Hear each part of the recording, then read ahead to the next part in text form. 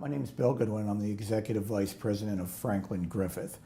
Formerly, we were known as Griffith Electric. I was the president for the last 15 years of our existence. And the company was founded in 1938 by Bill and Meta Griffith. Bill and Meta both had worked for another electrical distributor in town. And it's a long story, but Bill got sick, went away, but he had TB. They thought he was going to die. When he came back for his job, when he recovered, the fellow said, "Well, I gave your job away," and he literally walked across the street and started a new business to compete with his old company. Yeah, the Flatiron Building, which has a history dating back to the 1800s, was Griffith's first building that they entered into in 1938. Well, Griffith Electric's known in the industry as a full-line electrical wholesaler or distributor. We have some retail at the front counter. Homeowners come in and they have an oddball light bulb that they need, and we usually have it. But the bulk of our sales are to electrical contractors, the state of New Jersey, institutions such as Princeton University, College of New Jersey, and we service all of the hospitals in the area. So it's really anything that's electrical we probably have for their needs.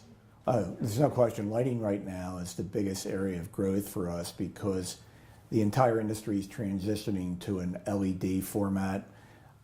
Typically most buildings have fluorescent, incandescent, even some halogen maybe, but now everything's going LED. Right, currently one of our projects is the Trenton Makes Bridge. I was driving across it one day and I saw one of our contractors doing work.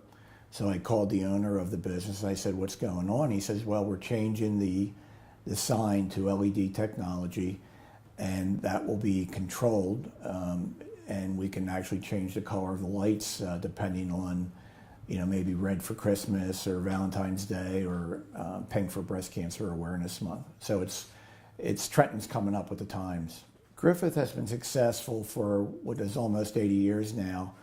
I think for a few reasons. Number one, it was the culture that Bill and Meta Griffith created. It was a culture of mom and pop, family-owned business.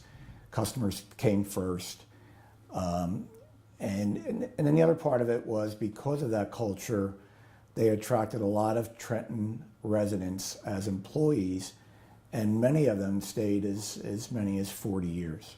So I would say our people is the reason we have been successful. Griffith.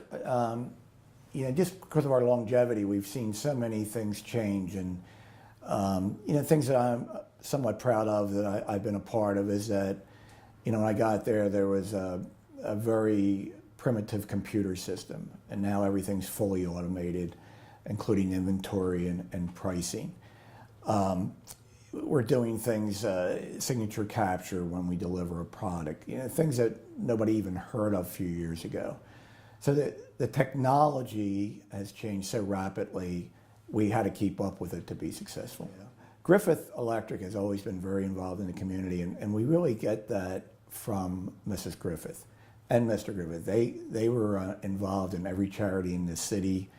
The Children's Home Society of New Jersey's building is named after Bill and Meta Griffith because they were such big benefactors of it.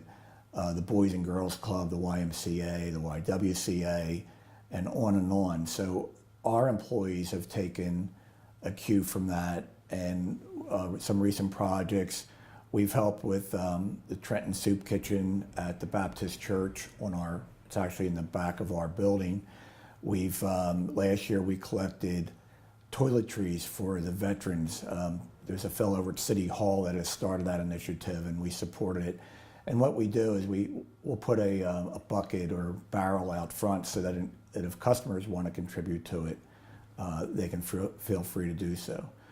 Right now we're collecting money for all the hurricane relief. It started out it was Harvey, and then we changed it to Harvey and Irma, and now it's all the disasters that have happened. And the owner of our company is going to match dollar for dollar whatever is collected at all of our locations. When you've been in business 80 years, things happen. Some of them I probably can't repeat on camera, but nevertheless, it's been a fun time. times were different back in the 50s. We had a fellow that used to hide beer in different places of the building, and Mrs. Griffith would go looking for it. There was a bar in our parking lot, right about where our flagpole is now. It was called Andico's, and we have some old photos of it.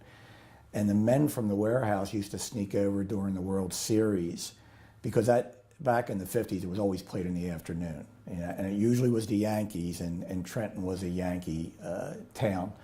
So they had a system over at the store where they would put the shade up. If Mr. Griffith was in the building and if the shade down, he was out of the building. So they knew if they could stay and have another beer or two. So they had a system worked out where, they could have a little fun but still get the work done. We have been part of the fabric of Trenton, and that was part of my decision to sell the business. In our industry and others, the big are getting bigger, and the mom and pops are disappearing. And it's sad, but it's a fact of life. And we either had to change with the times, or we could be one of those old Trenton companies that people would talk about that they're no longer around. So Franklin, the owner, is a friend of mine. There was not a single employee laid off, and we were able to retain the Griffith name. And the Flatiron Building's special to me because the business started there, and we're actually in talks with the city now. They have somebody that's interested in it for possible residential use.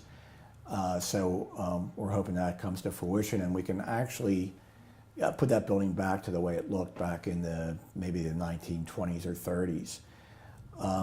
We did a title search one time on that building for the bank, and the history of that building is very interesting. It goes back into the 1800s, and some of its uses at the time were it was a cracker factory, it was a hat factory, it was a book bindery, and then we took it over in 1938.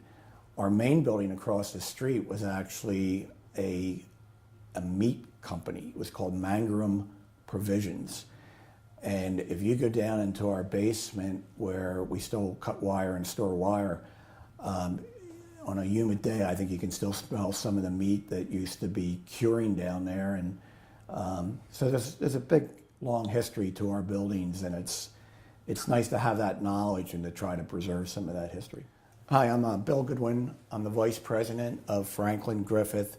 Most people know it as Griffith Electric. We've been in Trenton, it'll be 80 years next year, and we hope to be there in another 80 years.